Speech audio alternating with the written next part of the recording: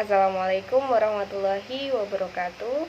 Saya ucapkan terima kasih kepada Ibu Dina Tauhida atas kesempatan dan juga waktunya yang sudah diberikan kepada kelompok 4 untuk mempresentasikan hasil diskusi kami mengenai Cube per Order Index Policy secara online untuk memenuhi tugas mata kuliah perancangan tata letak fasilitas. Sebelum ke materi, izinkan saya untuk memperkenalkan anggota dari kelompok saya. Yang pertama ada Yoga Octavian Pratama, NIM 2019-57043. Selanjutnya ada Anwar Rofi'i, NIM 2020-57018. Selanjutnya ada Arif Ardiansyah, NIM 2020-57019. Arda Kukuh Prasetya, NIM 2020-57020. Yang terakhir ada saya sendiri, Diana Rintan Subekti, NIM 2020-57021. Sebelum ke materi, izinkan saya untuk menjelaskan urutan materi yang akan kami jelaskan. Yang pertama ada introduction yang berisi tentang apa itu pergudangan dan juga apa kebijakan-kebijakan yang ada di sistem pergudangan. Kemudian yang kedua, kami akan menjelaskan mengenai pengertian Cube per Order Index Policy dan juga kebijakan-kebijakan yang ada di dalamnya. Kemudian yang ketiga, kami akan membahas sebuah studi kasus. Dan selanjutnya yang keempat ada pembahasan dari studi kasus tersebut. Dan yang terakhir ada kesimpulan. Baik, untuk presentasi yang pertama akan dijelaskan oleh saudara Yoga Octavian Pratama. Oke, sebelum kita masuk ke pokok pembahasan terkait dengan perancangan tata letak, sebelumnya yang perlu kita ketahui adalah terkait gudang itu sendiri. Gudang merupakan bangunan yang digunakan untuk menyimpan barang, dan barang-barang yang akan disimpan dalam gudang dapat berupa bahan baku, barang setengah jadi, suku cadang, atau barang dalam proses yang disiapkan untuk diserap dan diproduksi. Nah, terkait dengan perancangan tata letak, penyimpanan itu sendiri dibagi menjadi beberapa jenis. Yang pertama ada random storage, kemudian ada dedicated storage, Cube per Order Index, class-based storage, dan star storage. Untuk yang pertama, random storage itu merupakan penyimpanan item di mana setiap item mempunyai probabilitas sama dengan lokasi item. Kemudian dedicated storage, penyimpanan dilakukan berdasarkan jenis item. Kemudian ada Cube Order Index, penyimpanan item tingkat berdasarkan input dan output system. Class-based storage, penyimpanan item dengan membagi produk menjadi beberapa kelas dan alokasi tiap lokasi berdasarkan kelasnya. Share storage, penyimpanan dengan prinsip FIFO, first in first out. Nah, dalam presentasi kali ini kita akan membahas terkait dengan Cube per Order Index sesuai dengan studi kasus yang diberikan kepada kelompok kita. Cube per Order Index Policy.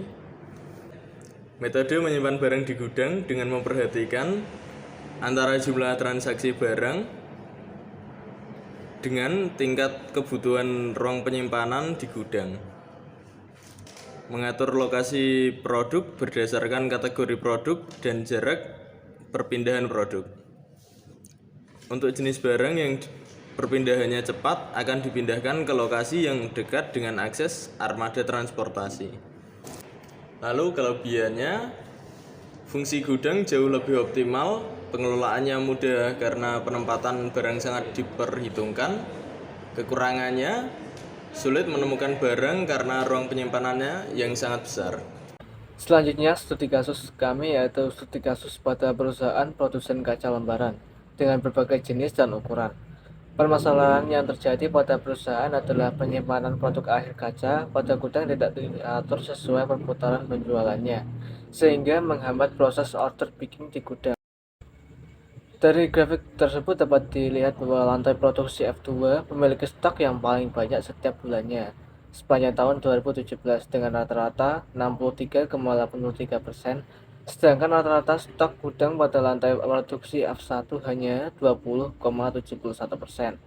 dan F3 hanya 15,46%. Hal ini yang membuat penelitian dilakukan pada gudang di lantai produksi F2, Warehouse Float 2 atau WHF2. Baik, terima kasih. Selanjutnya saya akan menjelaskan mengenai tata letak fasilitas yang ada di warehouse F2. Dapat diketahui dari penjelasan sebelumnya bahwa warehouse F2 ini berisi 3 jenis kaca, yaitu yang pertama, pada lokasi SS ini digunakan untuk penyimpanan kaca jenis strip stock. Nah, kaca strip stock ini merupakan kaca yang tidak menggunakan pembungkus box. Kemudian di lokasi B dan C digunakan untuk penyimpanan kaca ekspor.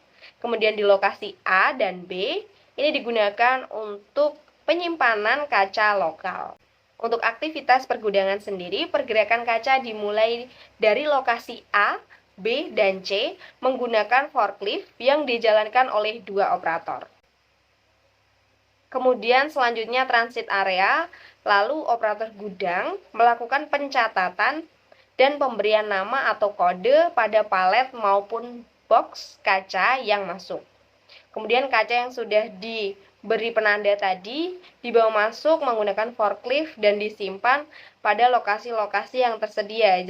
Kemudian saya akan menjelaskan mengenai aktivitas pergudangan yang ada di gudang kaca ini. Jadi, di area penyimpanan terdapat satu forklift yang bertugas untuk membawa kaca yang masuk dari transit area untuk dibawa ke lokasi penyimpanan. Kemudian di area pengiriman terdapat 3 forklift yang ditugaskan untuk mengambil kaca dari loading deck ke dalam kontainer, kemudian mengambil barang ekspor ke loading deck, dan yang terakhir mengambil barang lokal ke loading deck.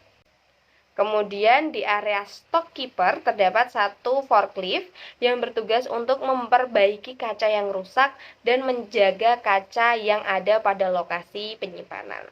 Selanjutnya, ini adalah data biaya aktivitas pergudangan dari dilakukannya 3 kebijakan tata letak, diantaranya adalah class based storage, dedicated storage, dan queue per order index, di mana dari setiap tabelnya berisi kode skenario yang berupa kombinasi skenario aktivitas. Misalnya pada CBSH11 berarti penggunaan tata letak class based storage dengan arrival height dan jumlah forklift storage dan delivery masing-masing 1 buah, dan dalam tabel juga tertera jarak tempuh per meter serta biaya konsumsi solar dengan satuan rupiah.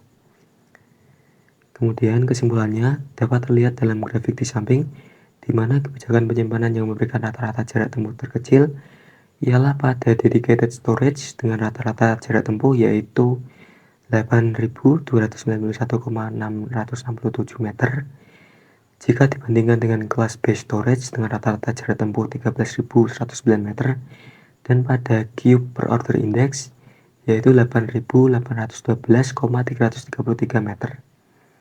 Metode penyimpanan dengan queue per order index bermanfaat pada produk yang membutuhkan ruang penyimpanan paling banyak karena memiliki jumlah transaksi tertinggi, di mana dengan digunakannya metode ini, kita dapat mengatur produk berdasarkan jumlah permintaan, kategori, dan jarak perjalanan produk. Sekian presentasi dari kelompok 4, kurang lebihnya mohon maaf. Wassalamualaikum warahmatullahi wabarakatuh.